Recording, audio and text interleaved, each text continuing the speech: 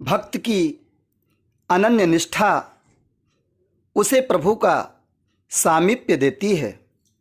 राष्ट्रपति पुरस्कार प्राप्त पूज्य पंडित श्री श्याम नारायण शास्त्री जी ने मनु शत्रुपा प्रसंग में इस विषय की गंभीर चर्चा की है। आपसे अनुरोध है कि इस वीडियो को शेयर कर ऋषि आश्रम चैनल को सब्सक्राइब भी करें। स्तुति गावा भगवान का नाम मरते समय में जिस अंत काले च मामेव स्मरण मुक्त्वा कलेवरम जब प्रयात्ययन देहम सजाति परमांगतिम। भगवत धाम को प्राणी पहुंचता है अंत में एक बार भी नाम लेने पर।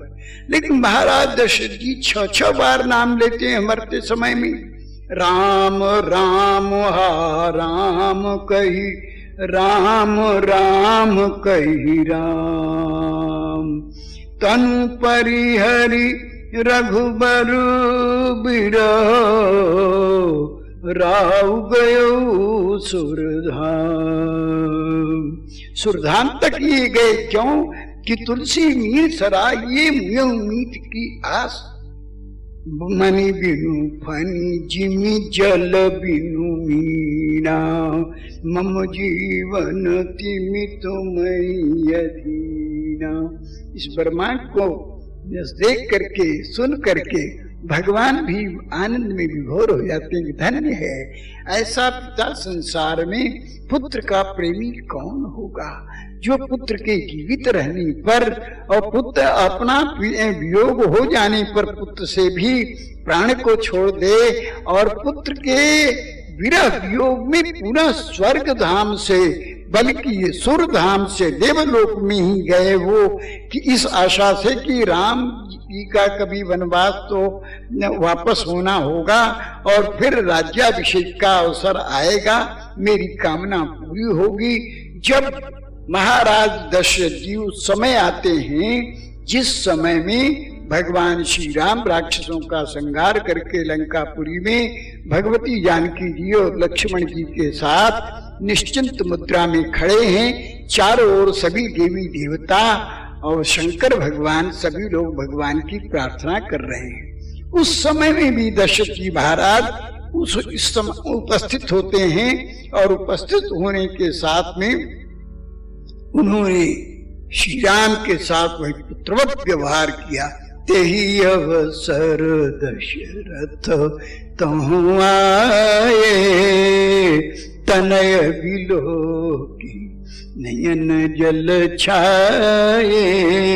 प्रभु बिलोक नहीं तनय बिलोकी नयन जल छाए। प्रभु प्रतीक्षा कर रहे थे कि देख रहे हैं कि सभी देवी देवता लोग मुझे वंदना कर रहे हैं।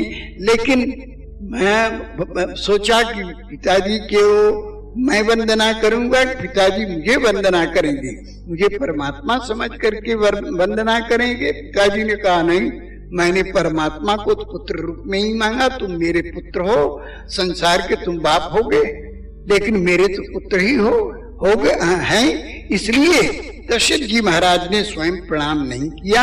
भगवान श्री राम हंसे, लक्ष्मण जी से कहा कि भैया इनका विशुद्ध प्रेम है, मुयो मीत की आस। महाराज दशरथ जी को उस समय प्रणाम करते हैं। अनुज सहित प्रभु वंदन कीन्हा आशीर्वाद पिता तब दीना।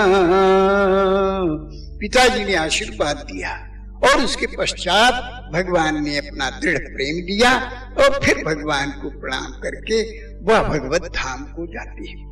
ऐसी स्थिति में मनु महाराज जो वरदान आज मांग रहे हैं इसका उन्होंने सांगोपांग जीवन भर पालन किया। बंदी चरण मनु कहु बहोरी अवर एक विनती प्रभु मोरी। भगवान ने कहा एवं मस्त तू करुणा निधि कहू। जैसा आपने वरदान मांगा ऐसा ही होगा। ऐसा कह करके भगवान अंतर्धान हो गए और महाराज मनु शत्रुपा जी के साथ भगवत धाम को कालांतर में जाते हैं और जाने के पश्चात फिर वहां से जब दशरथ और कौशल्या के रूप में आते हैं और भगवान श्री राम उनके पुत्र रूप में चारों अंशों के साथ में पधारते हैं, वह कथा तो है ही। इसके पश्चात भगवान शंकर जी ने दूसरी कथा महाराज प्रताप भानु की सुनाई। देवी रामावतार के कारण में एक महाराज प्रताप भानु और अरिमर्दन, ये दोनों बड़े बड़े चक्रवर्ती राजा वहां कश्मीर के थे और दोनों बड़े ही योग्य थे। महाराज इतने धर्मात्मा थे कि जितना भी धर्म कर्म उन्होंने जीवन में किया सब भगवान को अर्पण करके, करहि जो धर्म कर्म मनु बानी, वासुदेव अर्पित नृपु ज्ञानी।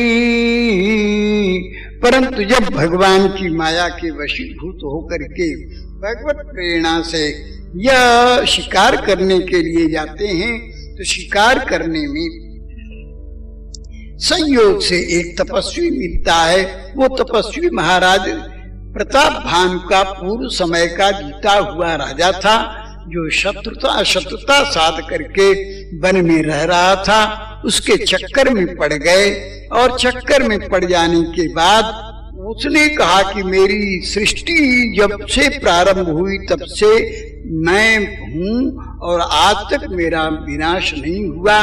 और भगवत माया की प्रेरणा से यह महाराज को धीरे धीरे विश्वास हो गया और अंत में उसने कहा कि राजन, मैं सब कुछ दे सकता हूँ,